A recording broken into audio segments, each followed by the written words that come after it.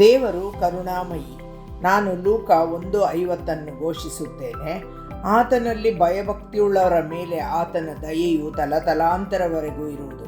ದೇವರ ಜೀವ ನನ್ನಲ್ಲಿದೆ, ಆದ್ದರಿಂದ ಎಲ್ಲ ಭಯ ಹೋಗಿದೆ. ನನ್ನ ಯಶಸ್ಸು, ಆರೋಗ್ಯ, ಸಮೃದ್ಧಿ ಮತ್ತು ದೀರ್ಘಾಯುಷ್ಯ ಯೇಸುವಿನ ಹೆಸರಿನಲ್ಲಿ ಖಚಿತವಾಗಿದೆ. ದೇವರ ಮುದ್ರೆಯು ನನ್ನ ಮೇಲಿದೆ, ಏಕೆಂದರೆ ನಾನು ಆತನ ಸಿದ್ಧಪಡಿಸಿದ ಉತ್ಪನ್ನ. ದೇವರ ಕರುಣೆಯು ನಾನು ದಾಟಲು ಮತ್ತು ಪ್ರತಿಯೊಂದು ಮಿತಿಯನ್ನು ಭೇದಿಸಲು ಸಹಾಯ ಮಾಡುತ್ತಿದೆ. ಇದು ಯೇಸುವಿನ ಹೆಸರಿನಲ್ಲಿ ನನ್ನ ಘೋಷಣೆ. ಆಮೇನ್.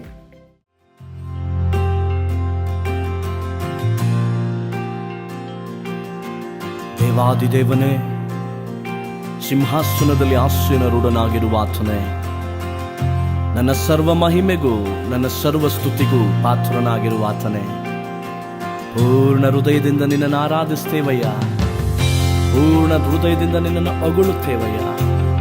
ನೀನೇ ಯೋಗ್ಯನಯ್ಯ, ನೀನೇ ಯೋಗ್ಯನ, ನೀನೊಬ್ಬನೇ ಯೋಗ್ಯನಯ್ಯ.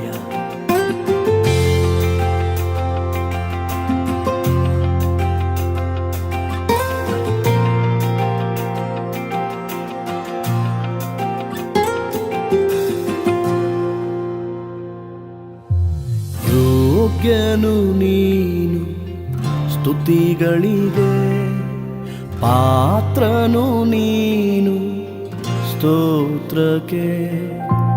ಯೋಗ್ಯನು ನೀನು ಸ್ತುತಿಗಳಿಗೆ, ಪಾತ್ರನು ನೀನು ಸ್ತೋತ್ರಕ್ಕೆ.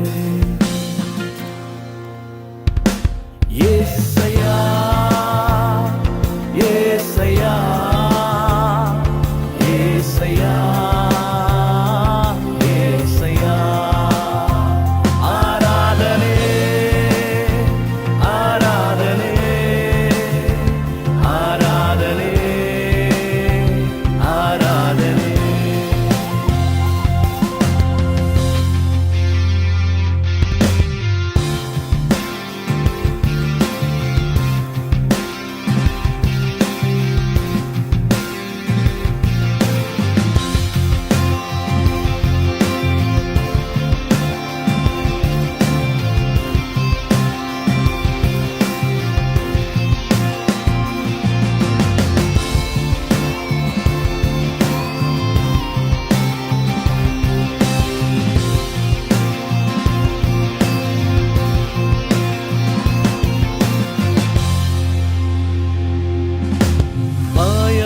ಭಯಪಡಬೇಡ ಎಂದು ಹೇಳಿದೆ, ಜೊತೆಯಲ್ಲೇ ಇರುವೆ ಎಂದು ಭರವಸೆ ನೀಡಿದೆ.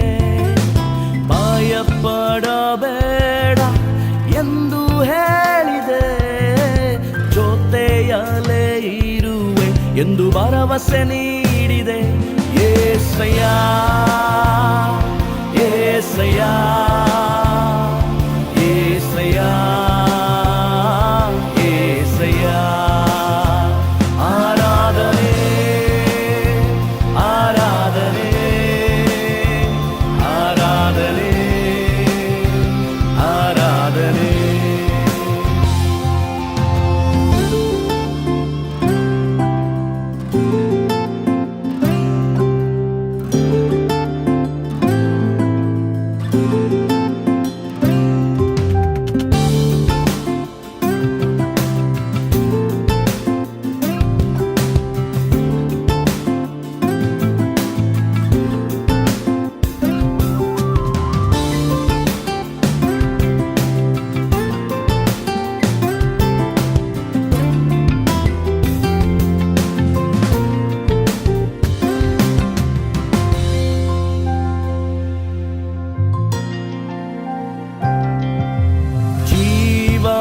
ಜಲವು ನೀನಾಗಿರುವೆ, ಜೀವದ ರೊಟ್ಟಿಯು ನೀನಾಗಿರುವೆ. ಜೀವದ ಜಲವು ನೀನಾಗಿರುವೆ, ಜೀವದ ರೊಟ್ಟಿಯು ನೀನಾಗಿರುವೆ. ಯೆಸಯ್ಯಾ, ಯೆಸಯ್ಯಾ, ಯೆಸಯ್ಯಾ, ಯೆಸಯ್ಯಾ.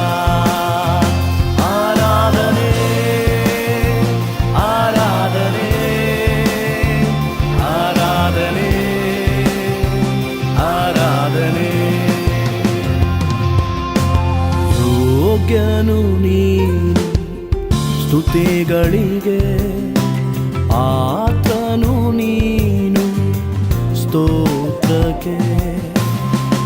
ಯೋಗ್ಯನು ನೀನು ಸ್ತುತಿಗಳಿಗೆ, ಆತನು ನೀನು ಸ್ತೋತ್ರಕ್ಕೆ.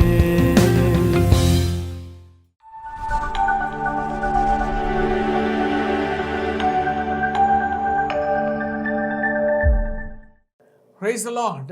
ಕರ್ತನಿಗೆ ಸ್ತೋತ್ರ.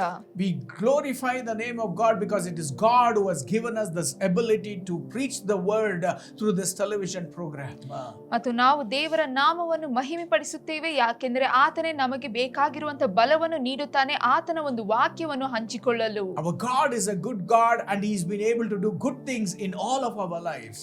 ಮತ್ತು ದೇವರು ಒಳ್ಳೆಯ ದೇವರಾಗಿದ್ದಾರೆ ಮತ್ತು ನಮ್ಮ ಜೀವನದಲ್ಲಿಯೂ ಸಹ ಆತನು ಒಳ್ಳೆಯ ಕಾರ್ಯಗಳನ್ನು And ಮಾಡಲಿದ್ದಾನೆ. He's been teaching to us through this word and through this television program because God is speaking to us through this television program in our lives.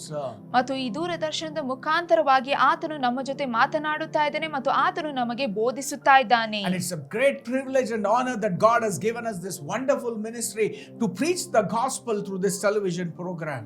ಮತ್ತು ಈ ಒಂದು ದೂರದರ್ಶನದ ಮುಖಾಂತರವಾಗಿ ಆತನ ಸೇವೆಯನ್ನು ಮಾಡಲು ಮತ್ತು ಆತನ ವಾಕ್ಯವನ್ನು ಹಂಚಿಕೊಳ್ಳುವಂತಹ ಒಂದು ಭಾಗ್ಯವನ್ನು, ಸೌಭಾಗ್ಯವನ್ನು ದೇವರು ನಮಗೆ ನೀಡಿದ್ದಾರೆ. From last 18 years we are able to speak the word to people's life and many people are blessed. Their life has been changed, their life has been transformed and they have been glorifying the name of the Lord Jesus Christ. ಕಳೆದ 18 ವರ್ಷಗಳಿಂದ ನಾವು ದೇವರ ವಾಕ್ಯವನ್ನು ಈ ದೂರದರ್ಶನದ ಮುಖಾಂತರವಾಗಿ, ಈ ಸೇವೆಯ ಮುಖಾಂತರವಾಗಿ ಹಂಚಿಕೊಳ್ಳುತ್ತಾ ಇದ್ದೇವೆ ಮತ್ತು ಅನೇಕ ಜನರ ಜೀವಿತವು ಅದು ಅದ್ಭುತಗಳನ್ನು ಹೊಂದಿದೆ ಮತ್ತು ಬದಲಾವಣೆಗಳನ್ನು ಹೊಂದಿದೆ ಮತ್ತು ಅವರು ದೇವರ ನಾಮವನ್ನು ಮಹಿಮೆ ಪಡಿಸುತ್ತಾ ಇದ್ದಾರೆ. So today expect great things from great God because He is going to do great things in each one of your lives. ಮತ್ತು ಇವತ್ತು ಆ ಒಂದು ದೊಡ್ಡ ದೇವರಿಂದ ದೊಡ್ಡ ದೊಡ್ಡ ಕಾರ್ಯಗಳನ್ನು ನೀವು ಎದುರು ನೋಡಿರಿ, ಯಾಕೆಂದ್ರೆ ಆತನು ಅದ್ಭುತಗಳನ್ನು ಮಾಡಲಿದ್ದಾರೆ. Because one word from the Lord it will change every circumstances, every situation, whatever we are going through in our lives. ಯಾಕೆಂದ್ರೆ ನಮ್ಮ ಜೀವಿತದಲ್ಲಿ ಯಾವುದೇ ರೀತಿಯಾದ ಸನ್ನಿವೇಶಗಳು, ಸಮಸ್ಯೆಗಳು ಇದ್ದರೂ ಸಹ ದೇವರ ಬಳಿಯಿಂದ ಒಂದೇ ಒಂದು ವಾಕ್ಯ ಬಂದರೆ ಸಾಕು, ಅದೆಲ್ಲವೂ ಬದಲಾಗಿ ಹೋಗುತ್ತದೆ. Our life changed because 18 years we were going through lot of problems and debts in our life. Our life changed when we went to the house of God, when we holded on to the word of God, when we started doing what the word of God says, things began to change in our lives. ನಮ್ಮ ಜೀವಿತದಲ್ಲಿಯೂ ಸಹ 18 ವರ್ಷಗಳಿಂದ ಹಿಂದೆ ನಾವು ನೋಡುವುದಾದ್ರೆ ಅನೇಕ ಸಮಸ್ಯೆಗಳು, ಅನೇಕ ಸಾಲಗಳು ಇತ್ತು. ಆದ್ರೆ ಆ ಒಂದು ಸಮಯದಲ್ಲಿ ನಾವು ದೇವರ ಮನೆಗೆ ಹೋದಾಗ, ದೇವರ ವಾಕ್ಯವನ್ನು ಹಿಡಿದುಕೊಂಡಾಗ ಮತ್ತು ದೇವರ ವಾಕ್ಯದ ಪ್ರಕಾರವಾಗಿ ನಡೆದಾಗ ಎಲ್ಲಾ ಕಾರ್ಯಗಳು ಬದಲಾಗಿ ನಾವು ದೇವರ ಆಶೀರ್ವಾದಗಳನ್ನು ಅನುಭವಿಸುತ್ತಾ ಇದ್ದೇವೆ. We don't know how God works, but it is God who gives us the grace and ability to see the blessings to come in our lives. ಮತ್ತು ದೇವರು ಯಾವ ರೀತಿಯಾಗಿ ಕಾರ್ಯಗಳನ್ನು ಮಾಡುತ್ತಾರೆ ಎಂದು ನಮಗೆ ಗೊತ್ತಿಲ್ಲ, ಆದರೆ ಆತನು ನಮಗೆ ಬೇಕಾಗಿರುವಂತಹ ಬಲವನ್ನು, ಆ ಶಕ್ತಿಯನ್ನು ನೀಡುತ್ತಾನೆ ಮತ್ತು ಆತನು ನಮ್ಮ ಜೀವನವನ್ನು ಆತನ ಆಶೀರ್ವಾದಗಳಿಂದ ತುಂಬಿಸಲಿದ್ದಾನೆ. Because one word from the Lord we can change every situations in our life and in our families. ಮತ್ತು ಅದು ಮಾತ್ರವಲ್ಲದೆ ದೇವರ ಕಡೆಯಿಂದ ಬರುವಂತಹ ಒಂದೇ ಒಂದು ವಾಕ್ಯವು ಸಾಕು, ಅದು ನಮ್ಮ ಜೀವಿತ ಮತ್ತು ನಮ್ಮ ಕುಟುಂಬಗಳನ್ನು ಬದಲಾಯಿಸಲು ಸಾಧ್ಯವಿದೆ. Today we are going to meditate how the blessings can come in our life and how we can change in our life to see the blessings of God to come in every walk of our lives. ಮತ್ತು ಇವತ್ತು ನಾವು ಧ್ಯಾನಿಸಲಿದ್ದೇವೆ ಯಾವ ರೀತಿಯಲ್ಲಿ ದೇವರ ಆಶೀರ್ವಾದವು ನಮ್ಮ ಜೀವಿತದಲ್ಲಿ ಬರುತ್ತದೆ ಮತ್ತು ಅದು ಮಾತ್ರವಲ್ಲದೆ ಯಾವ ರೀತಿಯಲ್ಲಿ ನಾವು ನಮ್ಮ ಜೀವನದಲ್ಲಿ ಬದಲಾವಣೆಗಳನ್ನು ತರುವಾಗ ಆತನ ಆಶೀರ್ವಾದಗಳನ್ನು ನಾವು ಅನುಭವಿಸಬಹುದು. So when God created Adam, He blessed them and to set them to be fruitful and to increase in numbers, and He wanted them to rule everything whatever He had created in this world.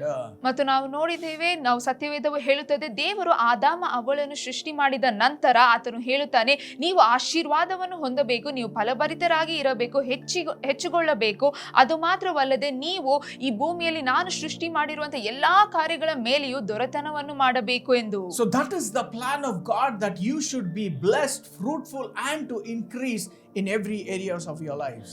ಮತ್ತು ದೇವರ ಯೋಜನೆ ನಿಮ್ಮ ಜೀವಿತದ ಕುರಿತಾಗಿಯೂ ಇದೇ ಆಗಿದೆ. ನೀವು ಆಶೀರ್ವಾದವನ್ನು ಹೊಂದಬೇಕು, ನೀವು ಫಲಭರಿತವಾಗಿರಬೇಕು ಮತ್ತು ನೀವು ಮಾಡುವ ಎಲ್ಲಾ ಕಾರ್ಯಗಳಿಗೂ ನೀವು ಹೆಚ್ಚುವರಿಯಬೇಕು ಎಂದು. Nowhere in the book of Genesis to the book of Revelation we see that God never cursed man to become poverty or to go through problems in their lives.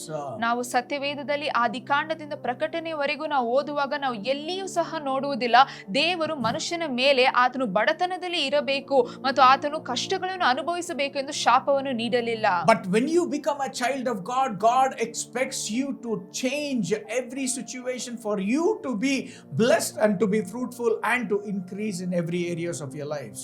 ಮತ್ತು ನೀವು ದೇವರ ಮಗುವಾಗಿ ಬದಲಾಗುವಾಗ ಆತನು ನಿಮ್ಮ ಜೀವಿತದಲ್ಲಿ ಎಲ್ಲಾ ಕಾರ್ಯಗಳನ್ನು ಬದಲಾಯಿಸಿ ಮತ್ತು ಆತನು ನಿಮ್ಮ ಜೀವಿತದಲ್ಲಿ ಆಶೀರ್ವಾದಗಳನ್ನು ನೀಡಬೇಕು ಎಂದು ನೋಡುತ್ತಾನೆ. If you see in the Bible in Deuteronomy 28:1 and 2 it says if you fully obey the Lord your God and carefully follow all that commandments he is given to us, and the Lord will set you high above all the nations of the earth.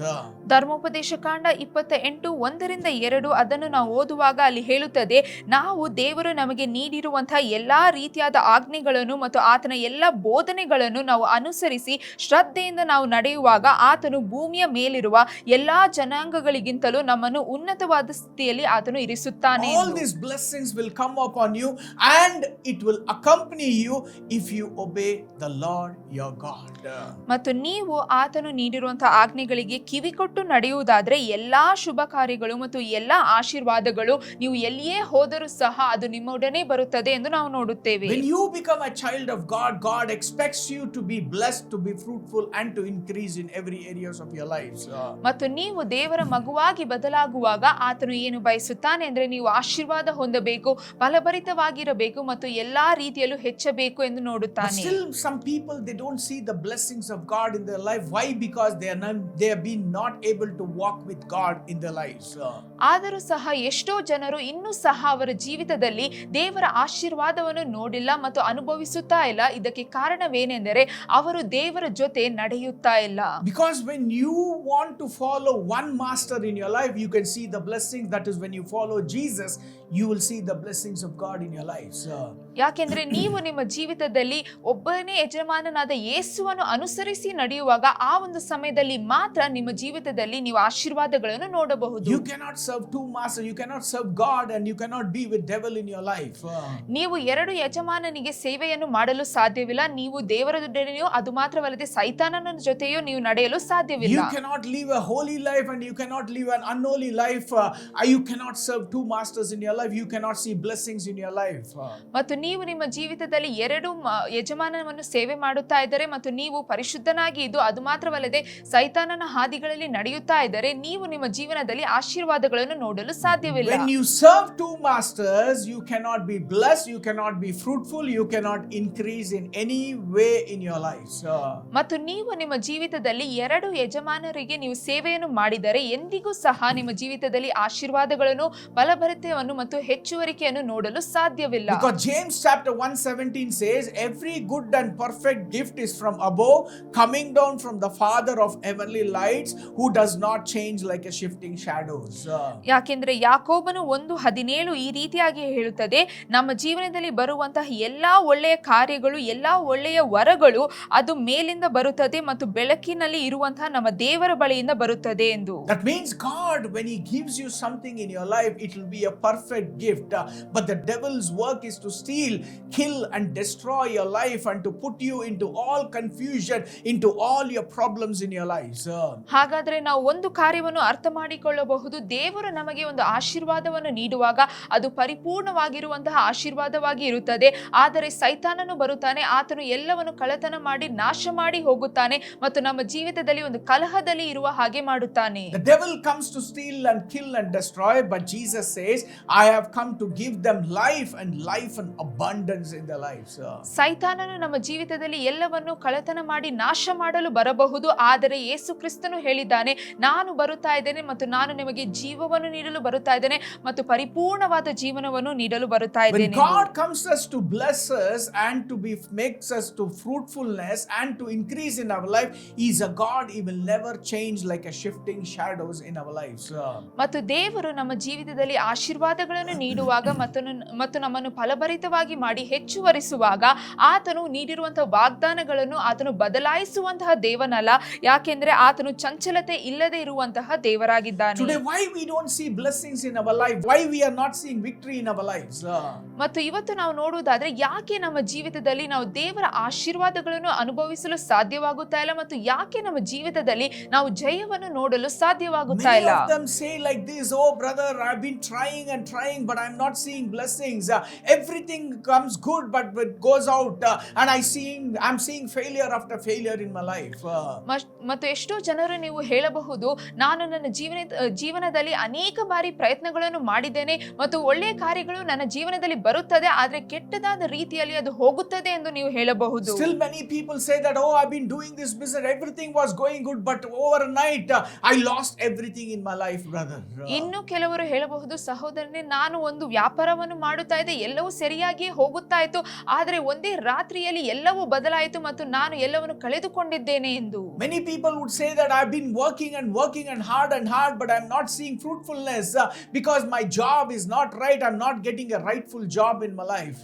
ಮತ್ತು ಇನ್ನು ಕೆಲವರು ನೀವು ಹೇಳಬಹುದು, ನಾನು ಕಷ್ಟಪಟ್ಟು ದುಡಿಯುತ್ತಾ ಇದ್ದೇನೆ, ಕೆಲಸವನ್ನು ಮಾಡುತ್ತಾ ಇದ್ದೇನೆ, ಆದರೂ ಸಹ ನನ್ನ ಜೀವಿತದಲ್ಲಿ ಬರಬೇಕಾದಂತಹ ಆ ಒಂದು ಆಶೀರ್ವಾದವನ್ನು ನಾನು ನೋಡಿಲ್ಲ, ಯಾಕೆಂದ್ರೆ ನನ್ನ ಒಂದು ಕೆಲಸದಲ್ಲಿಯೇ ಸಮಸ್ಯೆಗಳು ಇದೆ ಎಂದು. You might be saying, brother, I've been going to Sunday after Sunday to church, and I've been giving my tithes, I am reading my word, but still I'm not seeing the blessings coming in my life. ಇನ್ನು ಕೆಲವರು ನೀವು ಹೇಳಬಹುದು, ನಾನು ಪ್ರತಿ ಭಾನುವಾರವೂ ಸಹ ನಾನು ದೇವಾಲಯಕ್ಕೆ ಹೋಗುತ್ತೇನೆ ಮತ್ತು ನಾನು ನನ್ನ ದಶಾಂಶ ಕಾಣಿಕೆಗಳನ್ನು ನೀಡುತ್ತೇನೆ ಮತ್ತು ದೇವರ ವಾಕ್ಯವನ್ನು ಓದುತ್ತೇನೆ, ಆದರೂ ಸಹ ನನ್ನ ಜೀವಿತದಲ್ಲಿ ನಾನು ಆಶೀರ್ವಾದಗಳನ್ನು ನೋಡಿಲ್ಲ ಎಂದು. Why you are not seeing the blessing? Because you might have opened some doors for the Satan to come into your life out of your knowledge. That is why you are not able to see the blessings of God, because our God says in 1 Peter 1:16, I am holy, I want my children to be holy. ಯಾಕೆಂದ್ರೆ ನಿಮ್ಮ ಜೀವಿತದಲ್ಲಿ ಇನ್ನೂ ಆಶೀರ್ವಾದಗಳು ಬಂದಿಲ್ಲ, ಯಾಕೆಂದ್ರೆ ನಿಮ್ಮ ತಿಳುವಳಿಕೆ ಇಲ್ಲದೆಯೇ ನೀವು ಸೈತಾನನಿಗೆ ಬಾಗಿಲುಗಳನ್ನು ತೆರೆದಿರಬಹುದು. ಮತ್ತು ನಾವು ನೋಡುತ್ತೇವೆ 1 ಪೇತ್ರನು 1:16 ಹೇಳುತ್ತದೆ, ಅಲ್ಲಿ ದೇವರು ಹೇಳುತ್ತಾರೆ, ನಾನು ಪರಿಶುದ್ಧನಾಗಿ ಇರುವ ರೀತಿಯಲ್ಲಿಯೇ ನೀವು ಪರಿಶುದ್ಧರಾಗಿ ಇರಬೇಕು ಎಂದು. You cannot serve two masters. You cannot live a sinful life and you cannot be with God. You cannot be a Sunday going Christian. You cannot be a regular tithe giver saying that I am doing my rights, I am doing my duties. But I want to tell you, if you want to see a change to come in your life, my God says, I am holy and I want my children to be holy. ಮತ್ತು ಇಲ್ಲಿ ನಾವು ನೋಡಬಹುದಾಗಿದೆ, ನೀವು ನಿಮ್ಮ ಜೀವಿತದಲ್ಲಿ 2 ಯಜಮಾನನಿಗೆ ಸೇವೆಯನ್ನು ಮಾಡಲು ಸಾಧ್ಯವಿಲ್ಲ. ಒಂದು ಕಡೆ ನೀವು ದೇವರ ಕಡೆ ನಡೆದುಕೊಂಡು ಇನ್ನೊಂದು ಕಡೆ ನೀವು ಪಾಪದ ಜೀವಿತದಲ್ಲಿ ಇರಲು ಸಾಧ್ಯವಿಲ್ಲ. ಅದು ಮಾತ್ರವಲ್ಲದೆ ನೀವು ಬರೀ ಒಂದು ಭಾನುವಾರದ ದೇವಾಲಯಕ್ಕೆ ಹೋಗುವ ಒಂದು ಕ್ರೈಸ್ತನಾಗಿ ಇರಲು ಮತ್ತು ಭಾನುವಾರ ಮಾತ್ರ ನಾನು ನನ್ನ ದಶಾಂಶಗಳನ್ನು ನೀಡುತ್ತೇನೆ ಮತ್ತು ನಾನು ವಾರದಲ್ಲಿ ಒಂದು ಸಲ ನನ್ನ ವಾಕ್ಯವನ್ನು ಓದುತ್ತೇನೆ ಎಂದು ಹೇಳಿಕೊಂಡು ಆಶೀರ್ವಾದಗಳನ್ನು ಅನುಭವಿಸಬಹುದು ಎಂದು ನೀವು ಎದುರು ನೋಡಲು ಸಾಧ್ಯವಿಲ್ಲ.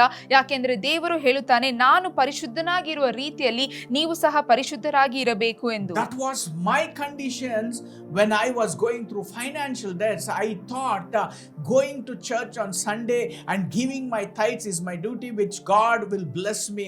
But I'm telling you, I was living a worldly life, but God changed my life, because when I holded on to the word and started following what God says to be holy, because my God is holy, because God began to change every circumstances in our lives. ಮತ್ತು ನಾನು ಸಹ ನನ್ನ ಜೀವಿತದಲ್ಲಿ ಇದೇ ರೀತಿಯಾಗಿ ಅಂದುಕೊಂಡಿದ್ದೆ, ನಾನು ಭಾನುವಾರ ದೇವಾಲಯಕ್ಕೆ ಹೋಗಿ ನನ್ನ ದಶಾಂಶಗಳನ್ನು ನೀಡಿ ನಾನು ಈ ರೀತಿಯಾಗಿ ಮಾಡಿದರೆ ದೇವರು ನನ್ನನ್ನು ಆಶೀರ್ವದಿಸುತ್ತಾನೆ, ನನ್ನ ಎಲ್ಲ ಸಮಸ್ಯೆಗಳು ಬದಲಾಗುತ್ತದೆ ಎಂದು ನಾನು ಅಂದುಕೊಂಡೆ. ಆದರೆ ಅದಾದ ನಂತರ ನನಗೆ ತಿಳಿಯಿತು, ದೇವರು ಹೇಳುತ್ತಾರೆ, ನಾನು ಲೌಕಿಕವಾದ ಜೀವನದಲ್ಲಿ ಇರಲು ಸಾಧ್ಯವಿಲ್ಲ, ಆದರೆ ಆತನು ಪರಿಶುದ್ಧನಾಗಿ ಇರುವ ರೀತಿಯಲ್ಲಿಯೇ ನಾನು ಪರಿಶುದ್ಧನಾಗಿ ಇರಬೇಕು ಎಂದು. Our God is a holy God. He wants his children to be holy. ಮತ್ತು ನಮ್ಮ ದೇವರು ಆತನು ಪರಿಶುದ್ಧನಾಗಿ ಇರುವಂತಹ ದೇವರಾಗಿದ್ದಾನೆ ಮತ್ತು ಆತನು ಬಯಸುತ್ತಾನೆ ಆತನ ಮಕ್ಕಳು ಸಹ ಅವರು ಪರಿಶುದ್ಧರಾಗಿರಬೇಕು When ಎಂದು. God speaks about His holiness, He speaks about Himself because He is a holy God. ಮತ್ತು ನಮ್ಮ ದೇವರು ಪರಿಶುದ್ಧತೆಯ ಕುರಿತಾಗಿ ಹೇಳುವುದಾದರೆ ಆತನ ಕುರಿತಾಗಿಯೇ ಹೇಳುತ್ತಾನೆ, ಯಾಕೆಂದರೆ ಆತನು ಒಂದು ಪರಿಶುದ್ಧ ದೇವನಾಗಿದ್ದಾನೆ. He says, "Be holy because I am holy." ಮತ್ತು ಆತನು ಹೇಳುತ್ತಾನೆ, ನೀವು ಪರಿಶುದ್ಧರಾಗಿರಿ ಯಾಕೆಂದ್ರೆ ನಾನು ಪರಿಶುದ್ಧನಾಗಿದ್ದೇನೆ No ಎಂದು. man on this earth can say that I am holy, because God says, because He is a holy God and He wants us to walk in that holiness, to inherit every promise of God to be fulfilled and to see the blessings of God to fulfill in our lives. ಮತ್ತು ಯಾರು ಸಹ ಈ ಭೂಮಿಯಲ್ಲಿರುವ ಯಾರು ಸಹ ಹೇಳಲು ಸಾಧ್ಯವಿಲ್ಲ ನಾನು ಪರಿಶುದ್ಧನಾಗಿ ಇದ್ದೇನೆ ಎಂದು, ಯಾಕೆಂದ್ರೆ ದೇವರು ಹೇಳುತ್ತಾನೆ ನಾನು ಪರಿಶುದ್ಧನಾಗಿದ್ದೇನೆ ಮತ್ತು ನೀವು ನಾನು ಪರಿಶುದ್ಧವಾಗಿ ಇರುವಂತಹ ಆ ದಾರಿಯಲ್ಲಿ ನಡೆಯಬೇಕು. ಅದಾದ ನಂತರ ಮಾತ್ರ ನಿಮ್ಮ ಜೀವಿತದಲ್ಲಿ ನಿಮ್ಮ ಆಶೀರ್ವಾದಗಳನ್ನು ನೀವು ಅನುಭವಿಸುತ್ತೀರಾ ಎಂದು. Today you can see the blessings of God when you walk in that holiness, when you walk upright in the sight of God, when you submit to God and humble yourself before God, God will be able to lift you up and God will able to bless you abundantly in your lives.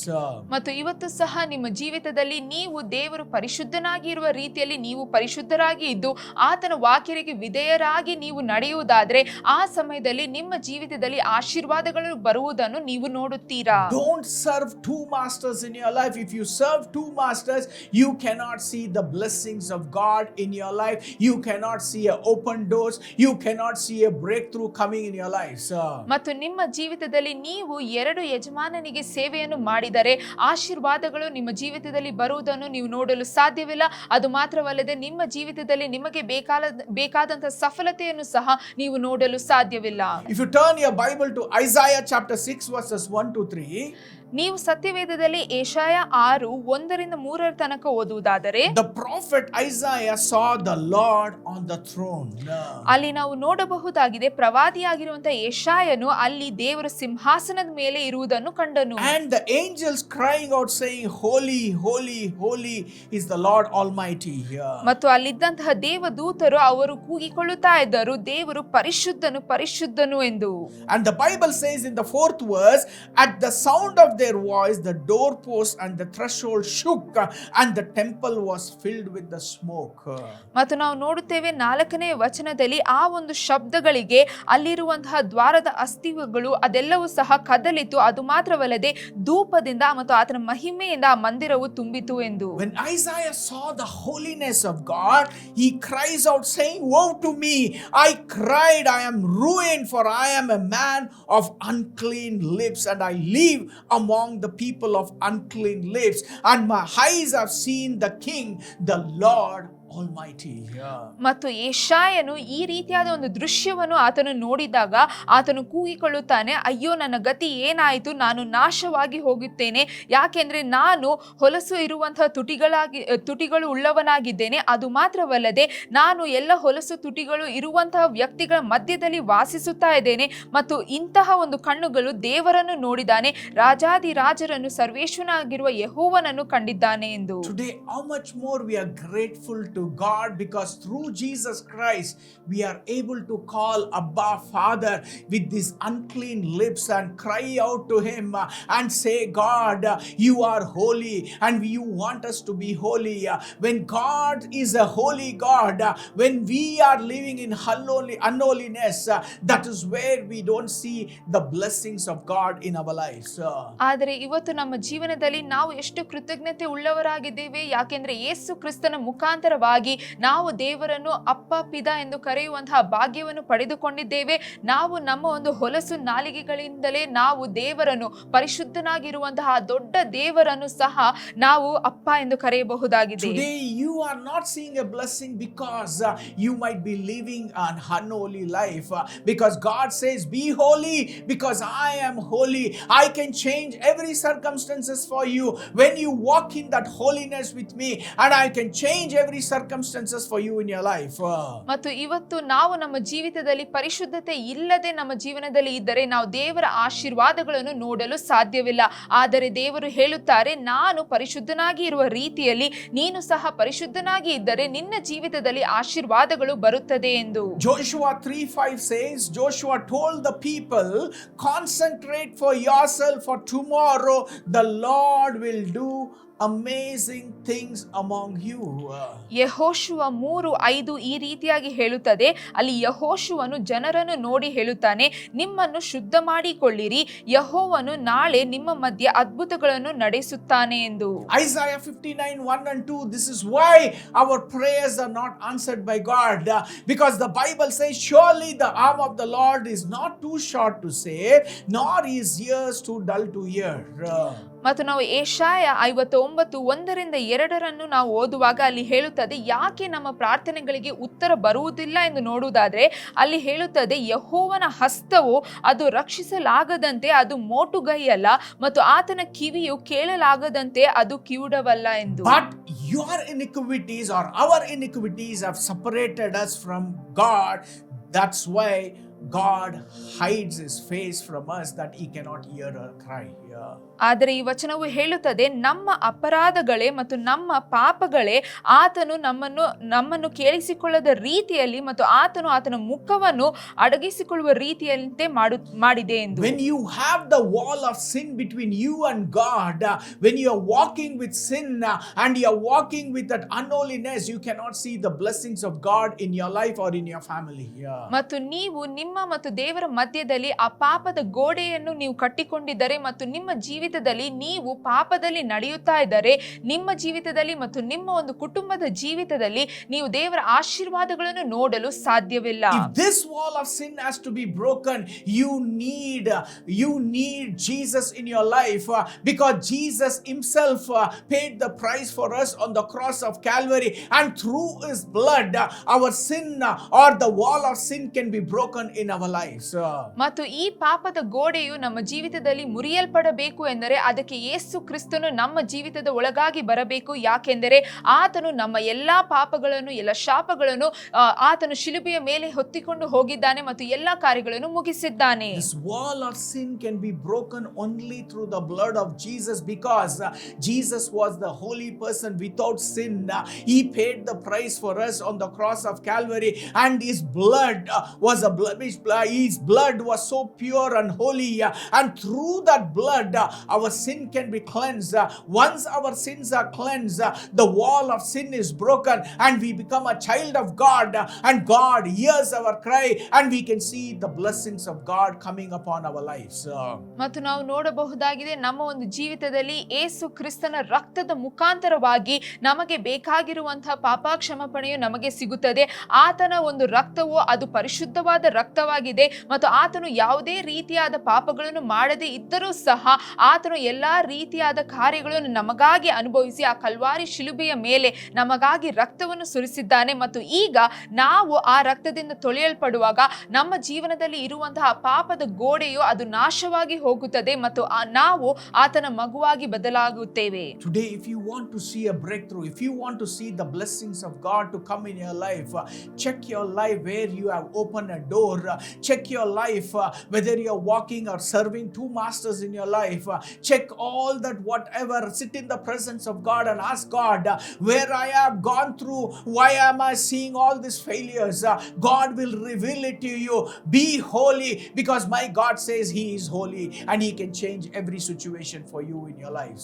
ಮತ್ತು ಇವತ್ತು ಸಹ ನಿಮ್ಮ ಜೀವಿತದಲ್ಲಿ ನೀವು ಅನೇಕ ಸಮಸ್ಯೆಗಳ ಮಧ್ಯದಲ್ಲಿ ಇರುವುದಾದರೆ ನೀವು ನಿಮ್ಮ ಒಂದು ಜೀವನವನ್ನು ದೇವರ ಪ್ರಸನ್ನತೆಯಲ್ಲಿ ಪರೀಕ್ಷಿಸಿ ನೋಡಿರಿ ಮತ್ತು ಅದು ಮಾತ್ರವಲ್ಲದೆ ನಿಮ್ಮ ಜೀವನದಲ್ಲಿ ಯಾವುದಾದರೂ ರೀತಿಯಲ್ಲಿ ನೀವು ಸೈತಾನನಿಗೆ ಒಂದು ಬಾಗಿಲನ್ನು ತೆರೆದಿದ್ದರೆ, ಅದಲ್ಲದೆ ನೀವು ಪಾಪದಲ್ಲಿ ಜೀವಿಸುತ್ತಾ ಇದ್ದರೆ, ನೀವು ದೇವರ ಬಳಿ ಕೇಳಿಕೊಳ್ಳುವಾಗ ಆತನು ಅದನ್ನು ನಿಮಗಾಗಿ ತೋರಿಸುತ್ತಾನೆ. ಅದು ಮಾತ್ರವಲ್ಲದೆ ಆತನು ನಿಮ್ಮನ್ನು ಕ್ಷಮಿಸುತ್ತಾನೆ ಮತ್ತು ಎಲ್ಲಾ ಕಾರ್ಯಗಳನ್ನು ಬದಲಾಯಿಸಿ ನಿಮ್ಮನ್ನು ದೇವರ ಮಗುವಾಗಿ ಆತನು ಮಾಡುತ್ತಾನೆ. Take a decision in the presence of God as you're watching this program. Don't know where you have opened the door for the Satan. The blessing of God must be hindering you, for you to not to see those blessings to come in your life, today make your commitment with God to shut those doors for the devil in your life and to open the door for Jesus in your life. ಮತ್ತು ಈ ಸಮಯದಲ್ಲಿ ನೀವು ಈ ಕಾರ್ಯಕ್ರಮವನ್ನು ವೀಕ್ಷಿಸುತ್ತಾ ಇರುವಾಗ ದೇವರ ಪ್ರಸನ್ನತೆಯಲ್ಲಿ ನೀವು ಒಂದು ನಿರ್ಧಾರವನ್ನು ತೆಗೆದುಕೊಳ್ಳಿರಿ ಮತ್ತು ನೀವು ದೇವರ ಬಳಿ ಹೇಳಿರಿ, ನಾನು ಗೊತ್ತಿಲ್ಲದೆ ಯಾವುದಾದರೂ ರೀತಿಯಲ್ಲಿ ಸೈತಾನನಿಗೆ ನನ್ನ ಒಂದು ಜೀವನದಲ್ಲಿ ನಾನು ಅವಕಾಶವನ್ನು ನೀಡಿದ್ದೇನೆ ಎಂದರೆ ಅದೆಲ್ಲವನ್ನು ನಾನು ಬಿಟ್ಟು ಹಾಕಿ ದೇವರನ್ನು ಮಾತ್ರ ನೋಡುವುದಾದರೆ ದೇವರು ಹೇಳುತ್ತಾರೆ, ನಾನು ನಿನ್ನನ್ನು ಆಶೀರ್ವದಿಸುತ್ತೇನೆ ಎಂದು. Be holy because our God is holy. When you become holy in the presence of God and submitting yourself to walk in His ways, I am telling you, you will see the blessings of God, because nobody can hinder those blessings which God can give it to you in your family. ಮತ್ತು ನೀವು ದೇವರ ಪಾದಗಳಿಗೆ ಎಲ್ಲವನ್ನು ಸಮರ್ಪಿಸುವುದಾದರೆ ದೇವರು ಹೇಳುತ್ತಾನೆ, ಆತನು ಎಲ್ಲಾ ಕಾರ್ಯಗಳನ್ನು ಬದಲಾಯಿಸಿ ಆತನು ಆಶೀರ್ವಾದಗಳನ್ನು ನಿಮಗಾಗಿ ನೀಡುತ್ತಾನೆ ಮತ್ತು ದೇವರು ನಿಮ್ಮ ಜೀವಿತದಲ್ಲಿ ಆಶೀರ್ವಾದಗಳನ್ನು ಬಿಡುಗಡೆ ಮಾಡುವಾಗ ಯಾರು ಸಹ ಅದನ್ನು ತಡೆ ಮಾಡಲು ಸಾಧ್ಯವಿರುವುದಿಲ್ಲ. Be holy because our God is a holy God. ಮತ್ತು ನೀವು ಪರಿಶುದ್ಧರಾಗಿರಿ, ಯಾಕೆಂದ್ರೆ ನಮ್ಮ ದೇವರು ಆತನು ಒಂದು ಪರಿಶುದ್ಧ ದೇವನಾಗಿದ್ದಾನೆ. As we pray, surrender everything to the Lord's hand and ask God for forgiveness, to shut those doors for the Satan and to break that wall of sin between you and God, for you to see the blessings to come upon your life. ಮತ್ತು ಈ ಸಮಯದಲ್ಲಿ ನಾವು ಪ್ರಾರ್ಥಿಸುವಾಗಲೂ ಸಹ ನೀವು ದೇವರ ಬಳಿ ಕೇಳಿಕೊಳ್ಳಿರಿ, ದೇವರೇ ನನ್ನ ಮತ್ತು ನಿಮ್ಮ ಮಧ್ಯೆ ಯಾವುದೇ ರೀತಿಯಾದ ಪಾಪದ ಗೋಡೆ ಇದ್ದರೂ ಸಹ ಅದು ನಾಶವಾಗಿ ಹೋಗಲಿ. ಅದು ಮಾತ್ರವಲ್ಲದೆ ನಾನು ತಿಳಿಯದ ರೀತಿಯಲ್ಲಿ ಶತ್ರುವಿಗೆ ಸೈತಾನನಿಗೆ ಒಂದು ಅವಕಾಶವನ್ನು ನೀಡಿದರೆ ನನ್ನನ್ನು ಕ್ಷಮಿಸಿ ಎಂದು ಕೇಳಿರಿ. Let's pray right now. ನಾವು ಈ ಸಮಯದಲ್ಲಿ ಪ್ರಾರ್ಥಿಸೋಣ. Father, we thank you, Lord, for this day, O God, as we learned that you are a holy God and you want us to be holy here. ತಂದೆಯೇ, ಒಂದು ಒಳ್ಳೆಯ ದಿನಕ್ಕಾಗಿ ನಿಮಗೆ ಸ್ತೋತ್ರಗಳು. ದೇವರೇ, ನಾವು ಕಲಿತಿದ್ದೇವೆ ನೀವು ಪರಿಶುದ್ಧರಾಗಿ ಇದ್ದೀರಾ, ಅದು ಮಾತ್ರವಲ್ಲದೆ ನಾವು ಸಹ ಪರಿಶುದ್ಧವಾಗಿ ಇರಬೇಕು ಎಂದು ಬಯಸುತ್ತೀರಾ. You are my God, you are my Lord, Abba Father. I humble myself at your feet, O God, and ask forgiveness, O God. If I would have opened any door for the Satan, O God, I shut the door, O God, and I open the door for you, Jesus, in my life. ಮತ್ತು ಈ ಒಂದು ಸಮಯದಲ್ಲಿಯೂ ಸಹ ತಂದೆಯೇ, ನಾನು ನಿಮ್ಮ ಪ್ರಸನ್ನತೆಯಲ್ಲಿ ನನ್ನನ್ನು ನಾನು ತಗ್ಗಿಸಿಕೊಳ್ಳುತ್ತಾ ಇದ್ದೇನೆ ಮತ್ತು ನನಗೆ ತಿಳಿಯದ ರೀತಿಯಲ್ಲಿ ನಾನು ಸೈತಾನನಿಗೆ ನನ್ನ ಜೀವಿತದಲ್ಲಿ ಒಂದು ಅವಕಾಶವನ್ನು ನೀಡಿದರೆ ಈ ಒಂದು ಸಮಯದಲ್ಲಿ ನಾನು ಕೇಳುತ್ತಾ ಇದ್ದೇನೆ, ನನ್ನನ್ನು ಕ್ಷಮಿಸಿಸಿರಿ. ಅದು ಮಾತ್ರವಲ್ಲದೆ ಸಹ ನೀವು ನಮ್ಮ ಜೀವನಕ್ಕಾಗಿ ಇಟ್ಟಿರುವ ಯೋಜನೆಗಳನ್ನು ನೆರವೇರಿಸಿರಿ. Jesus, come into my life and remove this wall of sin which is becoming an hindrance for me to receive the blessings from God. ಯೇಸುವೇ, ನೀವು ನನ್ನ ಜೀವಿತದ ಒಳಗಾಗಿ ಬನ್ನಿರಿ ಮತ್ತು ಅದು ಮಾತ್ರವಲ್ಲದೆ ನನ್ನ ಜೀವಿತವನ್ನು ನೀವು ಆಶೀರ್ವದಿಸಿರಿ ಮತ್ತು ಕಟ್ಟಿ ಎಬ್ಬಿಸಿರಿ. I believe that you are the Son of the living God, died for me, buried for me, shed your blood for me, and today through this blood my sins are being washed, and I am going to shut the door for the devil in my life. ಮತ್ತು ನಾನು ವಿಶ್ವಾಸಿಸುತ್ತೇನೆ, ನೀವು ನನಗಾಗಿ ನಿಮ್ಮ ರಕ್ತವನ್ನು ಸುರಿಸಿದ್ದೀರಾ, ನನಗಾಗಿ ಮರಣವನ್ನು ಹೊಂದಿದ್ದೀರಾ ಮತ್ತು ಅದು ಮಾತ್ರವಲ್ಲದೆ ಮೂರನೇ ದಿನ ಮತ್ತೆ ಎದ್ದಿದ್ದೀರಾ ಎಂದು ನಾನು ವಿಶ್ವಾಸಿಸುತ್ತೇನೆ. ಮತ್ತು ಈಗ ಅದರ ಮುಖಾಂತರವಾಗಿ ಸೈತಾನ ಯಾವುದೇ ಶಕ್ತಿಯಾಗಿದ್ದರೂ ಸಹ ಅದು ನನ್ನ ಜೀವಿತದಲ್ಲಿ ಕಾರ್ಯ ಮಾಡಲು ಸಾಧ್ಯವಿಲ್ಲ. Jesus, come into my life. ಯೇಸುವೇ, ನನ್ನ ಜೀವಿತದ ಒಳಗಾಗಿ ನೀವು ಬನ್ನಿರಿ. I want to change my life completely, Lord. ಮತ್ತು ನಾನು ನನ್ನ ಜೀವನವನ್ನು ಸಂಪೂರ್ಣವಾಗಿ And I want ಬದಲಾಯಿಸಬೇಕು to follow you all the days of my life. ಮತ್ತು ನನ್ನ ಜೀವಿತದ ಪ್ರತಿಯೊಂದು ದಿನವೂ ಸಹ ನಾನು ನಿಮ್ಮನ್ನು ಮಾತ್ರ ಹಿಂಬಾಲಿಸುತ್ತೇನೆ. In Jesus' mighty name we pray. ಯೇಸುವಿನ ಅದ್ಭುತವಾದ ನಾಮದಲ್ಲಿ ಪ್ರಾರ್ಥಿಸುತ್ತೇನೆ. Amen. Amen. Amen. Amen. If you have made this prayer, I am telling you, get ready to see the blessings of God to rest upon your life and your family, and you will never see defeat, you will never see failure in your life. ಮತ್ತು ನೀವು ಸಹ ಈ ಪ್ರಾರ್ಥನೆಯನ್ನು ನನ್ನ ಜೊತೆ ಮಾಡಿದ್ದೀರಾ ಎಂದರೆ ಇವತ್ತಿನಿಂದ ದೇವರ ಆಶೀರ್ವಾದವು ನಿಮ್ಮ ಜೀವಿತದಲ್ಲಿ ಬರುವುದನ್ನು ನೀವು ನೋಡುತ್ತೀರಾ ಮತ್ತು ಯಾವುದೇ ರೀತಿಯಾದಂತಹ ಸೈತಾನನ ಕಾರ್ಯಗಳು, ಯಾವುದೇ ರೀತಿಯಾದ ಸೋಲುಗಳು ನಿಮ್ಮ ಜೀವಿತದಲ್ಲಿ ಇಂದಿನಿಂದ ಬರುವುದಿಲ್ಲ. God bless you. ದೇವರು ನಿಮ್ಮನ್ನು ಆಶೀರ್ವದಿಸಲಿ. Jesus Christ loves you. ಯೇಸು ಕ್ರಿಸ್ತನು ನಿಮ್ಮನ್ನು ಪ್ರೀತಿಸುತ್ತಾನೆ. Amen. ಆಮೆನ್.